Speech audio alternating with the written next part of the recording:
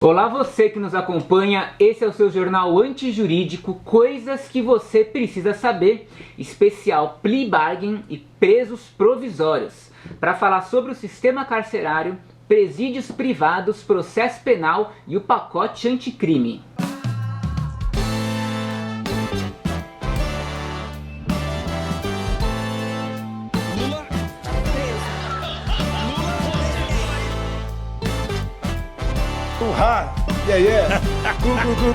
Cheguei à presidência. Esse país é verde e amarelo! Esse episódio começa com a seguinte informação para você. Hoje, 40% dos presos no Brasil são presos provisórios, ou seja, ainda não foram julgados. Inclusive, essa é uma das principais características do poder punitivo da América Latina como um todo. 3/4 dos presos latinos estão nessas condições, ou seja, presos sem condenação. Eu vou repetir isso de outra forma. 3/4 de todos os presos da América Latina estão presos por presunção de periculosidade.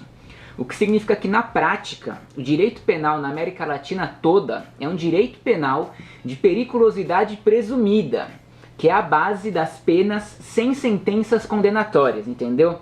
A massa do sistema carcerário latino já está cumprindo pena sem ter sido julgada e condenada. Por isso que a proposta do Sérgio Moro de importar o modelo americano de acordos penais, o plea bargain, é uma das ideias centrais do seu pacote anticrime, porque é a melhor coisa que ele foi capaz de pensar para diminuir a quantidade de presos provisórios.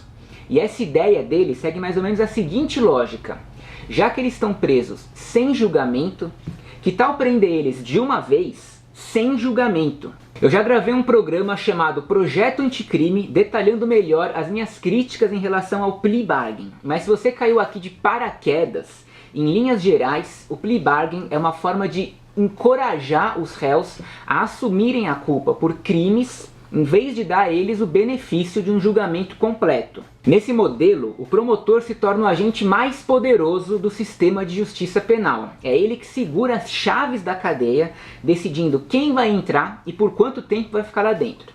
No plea bargain, o promotor fica completamente livre para acusar o réu por um crime ou por mais crimes do que ele possa provar, bastando que exista uma causa provável, e assim coagindo a aceitação de qualquer acordo. Mas o que você precisa saber é que nos Estados Unidos, onde o plea bargain predomina e é até hoje a maior ferramenta responsável pelo encarceramento em massa, ele teve historicamente os seus picos de aplicação depois da Guerra Civil, durante a Lei Seca e agora durante a Guerra às Drogas. Ou seja, veja só você que o plea bargain é sempre utilizado em momentos de explosão de conflitos sociopolíticos, onde a prisão é usada como medida de controle social.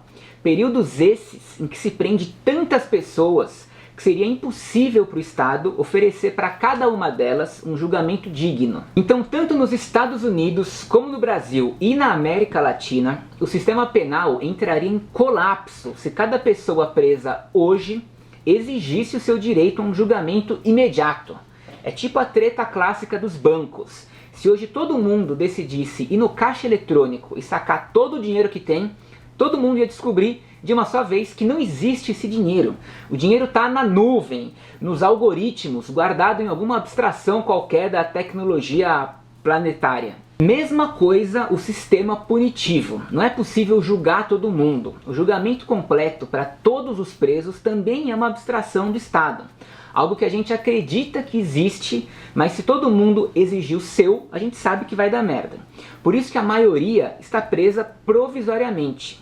E a mera existência do encarceramento em massa já é a prova de que a gente vive uma realidade incompatível com a de um Estado que se diz democrático e se diz de direito. Em suma, o que o Sérgio Moro quer é pegar esses 40% de presos provisórios brasileiros, fazer o plea bargain com todos eles para não mais considerá-los provisórios, e assim desaparecer com eles das estatísticas da mesma forma como eles entraram, presos e sem julgamento. Mas isso não muda a realidade carcerária. Não muda o fato de que, por exemplo, aqui em São Paulo, o número de presos nos últimos 25 anos subiu sem parar até atingir um crescimento acumulado de 328%.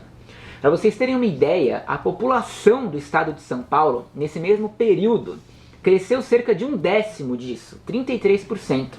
Ou seja, tem alguma coisa completamente bizarra quando a população prisional cresce 10 vezes mais do que a população do estado. É também nesse contexto que vem o recente anúncio do governador de São Paulo, João Dólar, de conceder os presídios à iniciativa privada. É um bom negócio? Certamente para as empresas é, já que o preso custa nos presídios estaduais cerca de R$ 2.400 por mês. Nos presídios privados, esse custo estimado fica entre 3.800 e 5.500, ou seja, pode ser mais que o dobro. O que você precisa ter em mente é que o complexo carcerário industrial, tanto no Brasil como no mundo, não é mais um nicho menor para algumas empresas. Essa indústria da punição está no radar de incontáveis empresas, desde prestadoras de serviço e construção civil até tecnologia, vigilância e armamentos.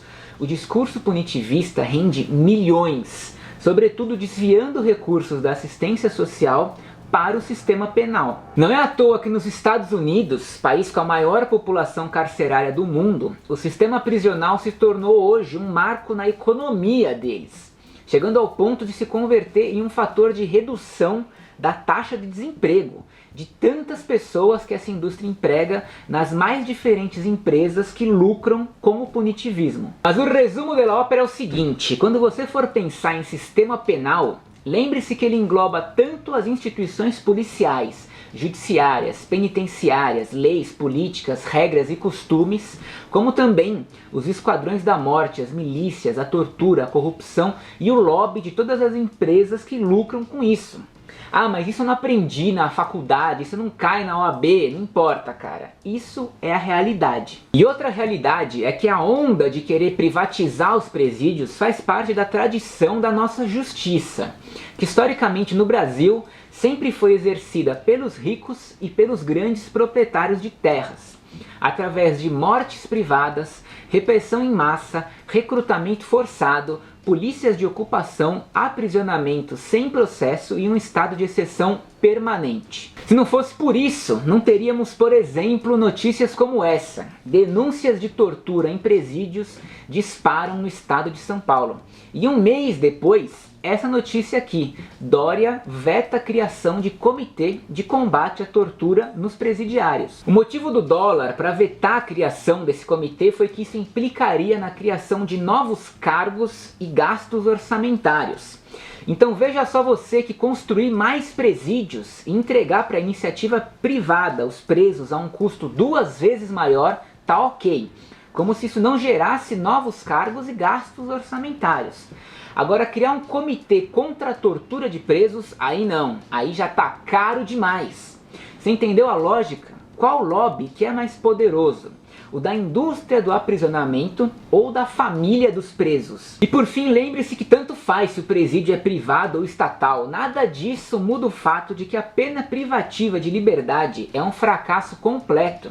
E que mesmo sendo um fracasso, sempre influenciou e influencia todas as propostas de políticas criminais no Brasil. E antes de me despedir, agradecer a todos os nossos apoiadores e apoiadoras lá do Apoia-se, pessoal que contribui com 1, 2, 3, 5, 10, 20 reais todo mês e ajudam a manter o nosso canal em pé. E como sempre, convida seus amigos pro Apoia-se e para se inscrever no nosso canal no YouTube e seguir a gente nas redes sociais no Instagram e no Facebook. Valeu, falou!